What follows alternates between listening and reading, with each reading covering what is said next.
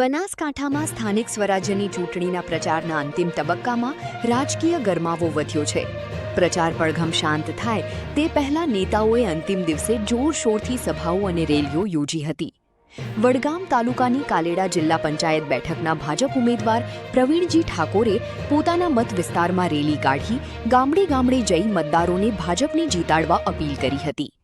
તો બીજી તરફ ભાજપના પીઢ આગેવાન ગિરીશભાઈ જગાણીએ પણ ડોર ટુ ડોર પ્રચાર કરીને ભાજપના ઉમેદવારોની જીત અપાવવાની વિનંતી કરી હતી અને સાથે જ વિશ્વાસ વ્યક્ત કર્યો હતો કે બનાસકાંઠા જિલ્લા અને તાલુકા પંચાયત ભાજપના કબજામાં આવશે। તો બીજી તરફ કાલેડા જિલ્લા પંચાયતના તમામ તાલુકા પંચાયતની સીટો પર અમારી બાઇક રેલી અને સાથે કાર રેલી યોજાઈ, જેમાં ગામડામાંથી ખૂબ મોટો પ્રતિસાદ મળ્યો।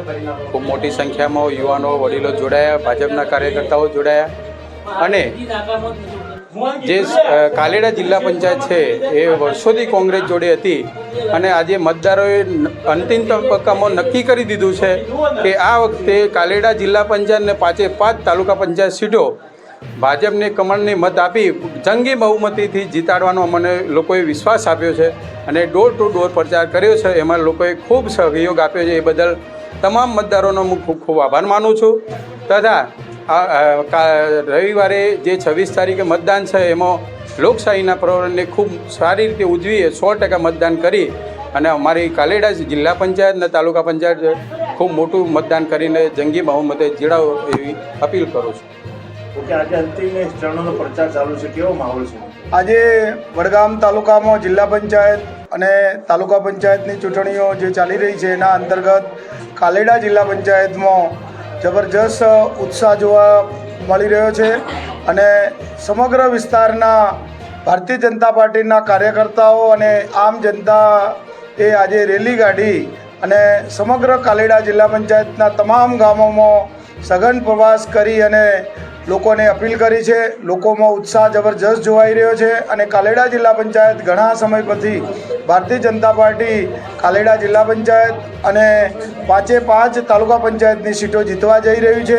એ સિવાય પણ સમગ્ર વડગામ તાલુકો અને બનાસકાંઠા જિલ્લામાં ભારતીય જનતા પાર્ટીની જિલ્લા પંચાયત અને તમામ તાલુકા પંચાયતો બનવા જઈ રહી છે।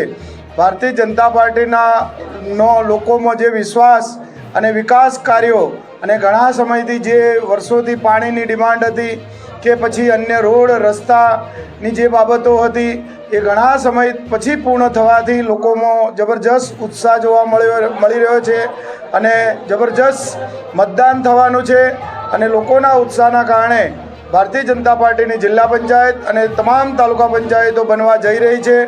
આ કાલેડા જિલ્લા પંચાયત સીટના જિલ્લા પંચાયતના ઉમેદવાર પ્રવીણસિંહભાઈ અને તમામ તાલુકા પંચાયતના સભ્યો જંગી બહુમતીથી ભારતીય જનતા પાર્ટીના કમળના નિશાન ઉપર જીતવા જઈ રહ્યા છે એવો લોકોનો અને મારો વિશ્વાસ છે। બીજી તરફ વિરમપુર ખાતે કોંગ્રેસ દ્વારા જાહેર સભા યોજાઈ હતી। જિલ્લા પંચાયતના ઉમેદવાર દિનેશ ખરાડી અને તાલુકા પંચાયતના ઉમેદવાર શંકરભાઈ માણસાએ મતદારોની કોંગ્રેસને જીતાડવા અપીલ કરી હતી।